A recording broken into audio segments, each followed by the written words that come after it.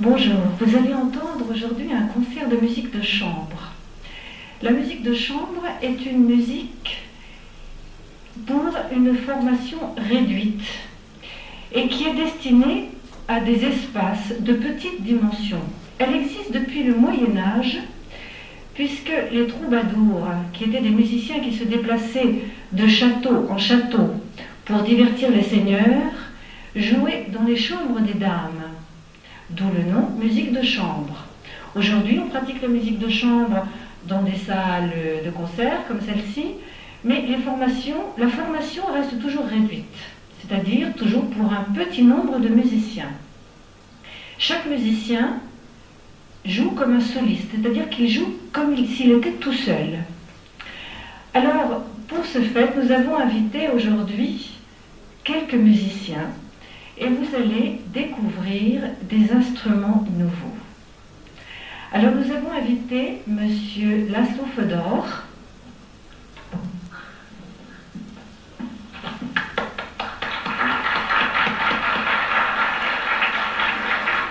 Monsieur Laszlo Fodor est violoniste, vous avez reconnu son instrument. Il est né en Roumanie. Et il a découvert le violon lors d'un concert dans sa ville natale, un concert donné par un orchestre amateur, et il a décidé d'étudier le violon. Alors comme sa famille était musicienne, bien sûr, elle ne s'est pas opposée à ce désir. Et plus tard, il a enseigné au lycée musical de Roumanie et ensuite dans une école supérieure en Hongrie. Alors, ce violon, cet instrument que vous avez déjà vu, bien sûr, on l'utilise dans la musique arabo-andalouse, mais il est un tout petit peu différent. Il a aussi 4 cordes qui sont sol, ré, la, mi.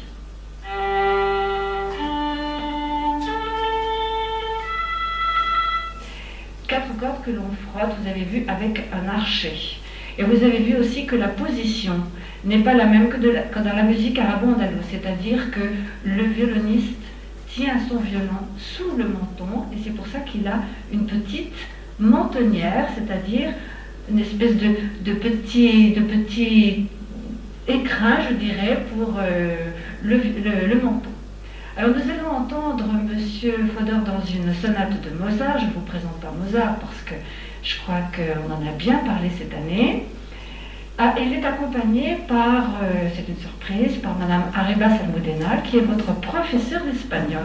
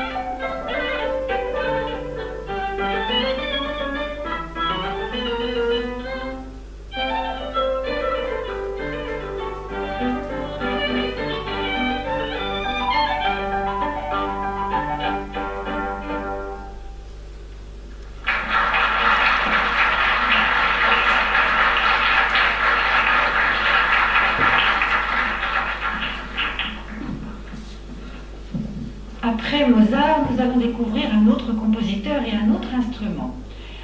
Dans un extrait du Carnaval des animaux de Camille Saint-Saëns, nous avons invité Madame Daniela Santamaura, qui est violoncelliste.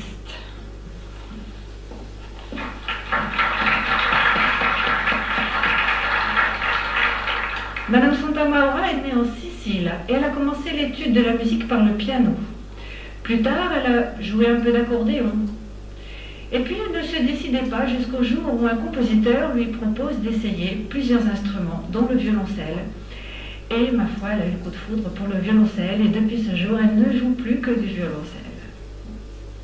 Alors, l'extrait que Madame Santamaura et Madame Arribas vont vous jouer, l'extrait du Carnaval des animaux, c'est le cygne. Le cygne est évoqué par le violoncelle. C'est un languissement du bel oiseau blanc. Et le piano imite le lac, tranquille et transparent.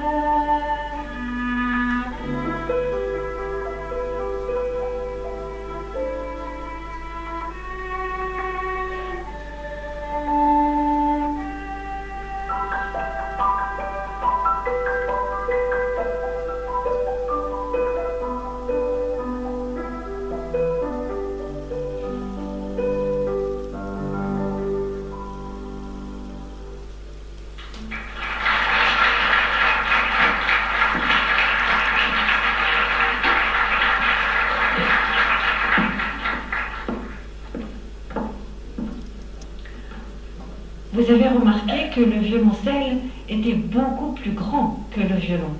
C'est en quelque sorte le grand frère du violon. Il est aussi beaucoup plus grave.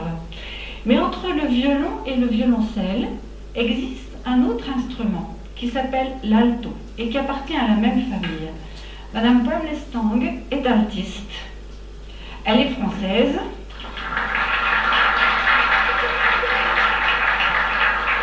Et elle a commencé la musique par l'étude du violon. Et quand elle a découvert l'alto, eh bien, elle a choisi l'alto parce que la sonorité de l'alto est plus grave.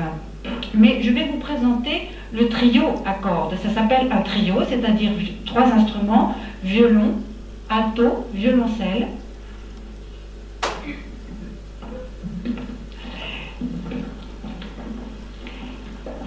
Voilà une grande partie de la famille des cordes frottées, c'est-à-dire qu'on frotte avec un archet. Il manque un instrument. Qui sait quel instrument manque à la famille, à cette famille-là? Le plus grand, un plus grand que ça encore, qui s'appelle la contrebasse, c'est très bien.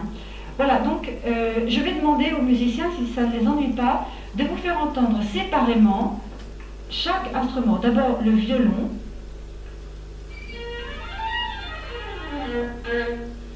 l'alto,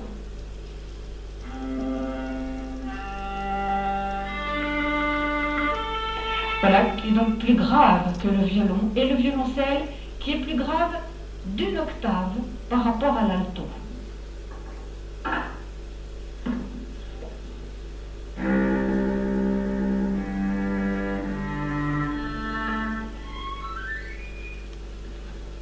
Il peut quand même aller très haut, vous avez vu. Alors ces 3 musiciens vous proposent d'écouter un trio de Schubert, c'est-à-dire une musique écrite pour 3 instruments. Là, ce sont 3 instruments à cordes. Schubert, c'était un compositeur allemand de l'époque, disons qu'il est à cheval entre l'époque classique et l'époque romantique.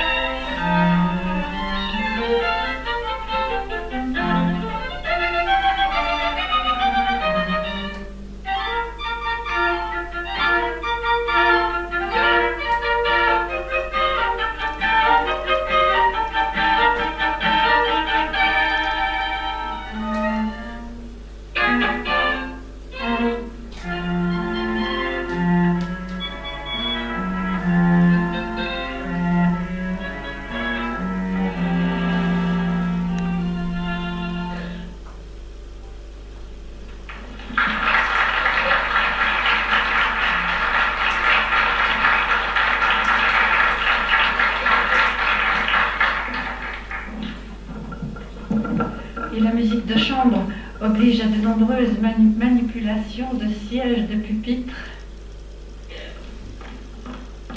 Maintenant que vous êtes très savant en instruments à cordes, nous allons vous présenter un autre instrument. C'est un instrument à vent. Un instrument à vent, c'est un instrument qui joue grâce à l'air qu'on insuffle à l'intérieur de cet instrument. C'est-à-dire, c'est un instrument, pour en jouer, il faut souffler dedans. Cet instrument à vent, c'est la clarinette. Et M. Georges Catalanotti est clarinettiste.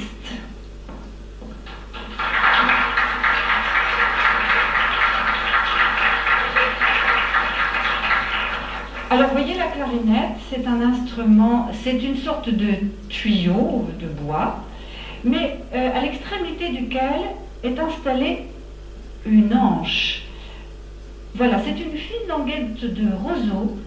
C'est très très fin parce que cette languette vibre sous l'influx de l'air. Et c'est ce qui produit la sonorité de la clarinette. Une sonorité un peu particulière. La clarinette est un instrument capable d'évoquer beaucoup de choses, et notamment, par exemple, des animaux. Alors, je vais demander à M. Catalanotti de vous faire une petite représentation. Alors d'abord, je vais vous dire 2-3 mots sur ce monsieur. Il est français et puis il a aussi commencé l'étude de la musique par le violon. Mais quand il a découvert la clarinette, il avait 13 ans et je crois qu'il ne joue plus du violon. Mais bon, c'est une longue lignée de musiciens, un peu comme la famille des Bach. M. Catalanotti appartient à la 11e génération de musiciens de sa famille. Et maintenant, il est professeur et il joue dans des orchestres. Qu'est-ce que vous pourriez nous faire entendre, M. Catalanotti? Ah, vous avez bien écouté et essayé de deviner.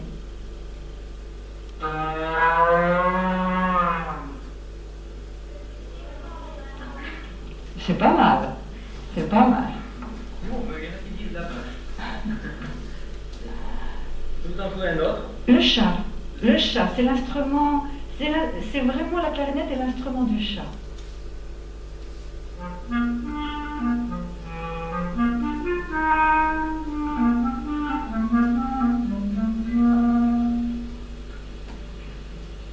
Un autre?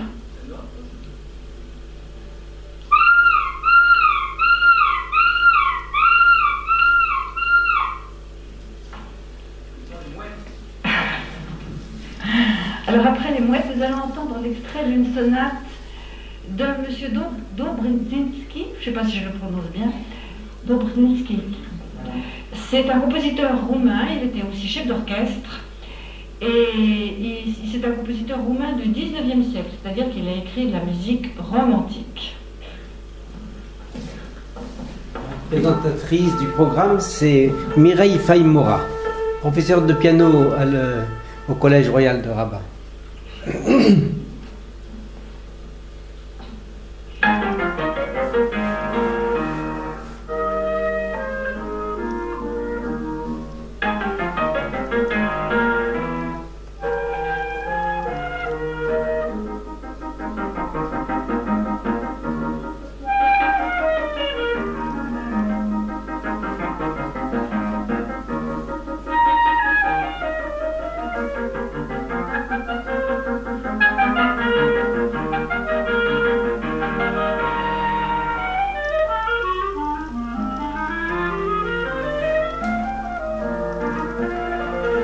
Ici, c'est Moulay Idriss, mon petit élève de clarinette.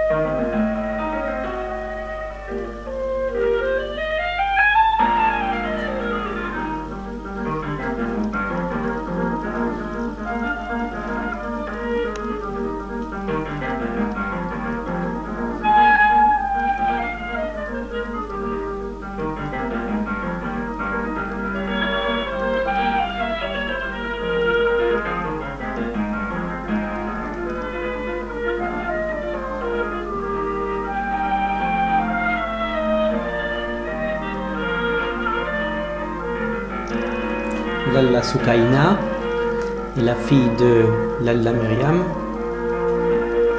avec Moulay Idriss, le fils.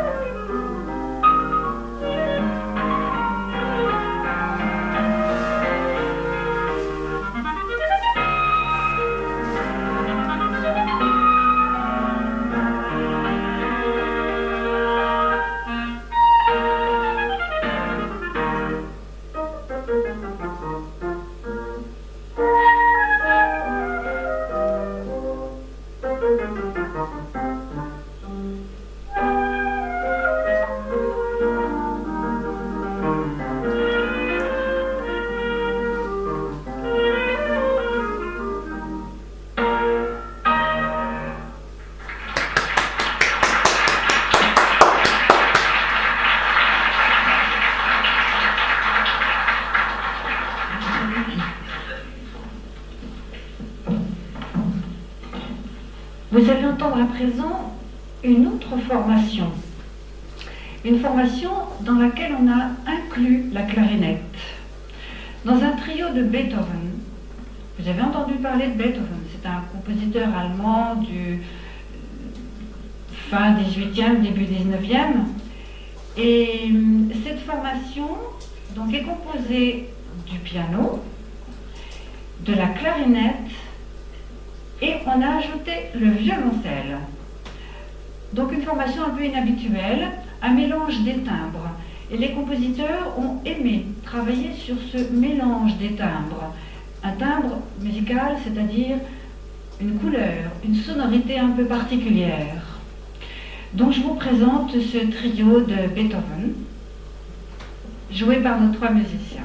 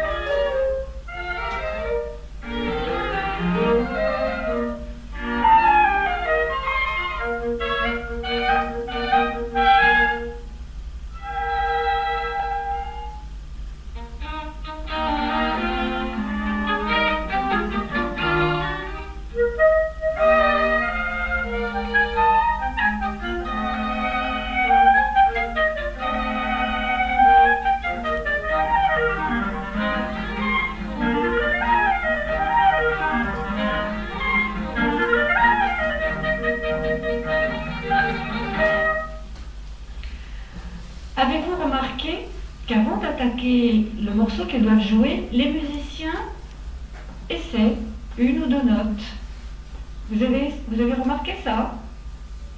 Vous savez pourquoi? Les instruments s'accordent.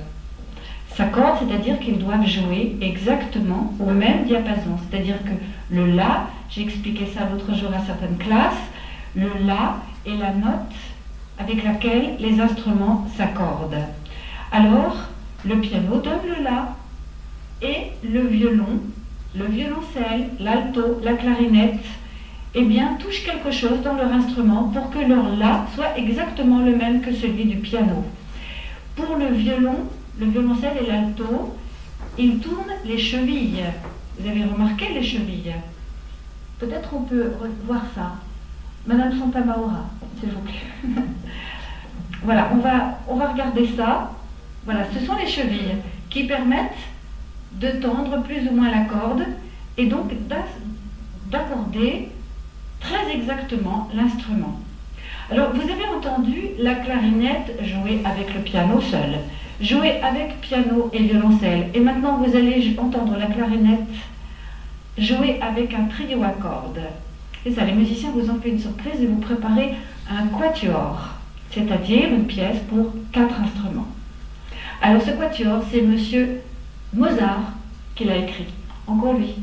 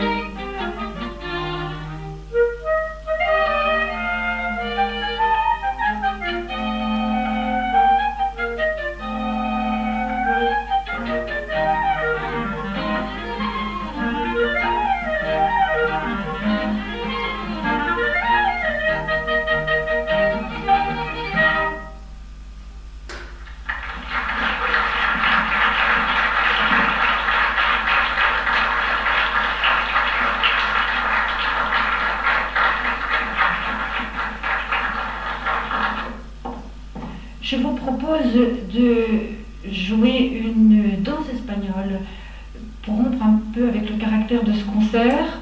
Une danse espagnole écrite par un compositeur qui s'appelle Manuel Infante, qui est contemporain de Manuel de Falla, c'est-à-dire fin 19e, début 20e, mais qui est beaucoup moins célèbre que Manuel de Falla. C'est un compositeur dont le style est typiquement andalou. Et cette danse que j'ai choisie, Ritanerias, évoque une danse gitane, un feu de camp avec des filles aux couleurs vives qui dansent et des hommes qui chantent ce chant profond andalou qu'on appelle le cante rondo.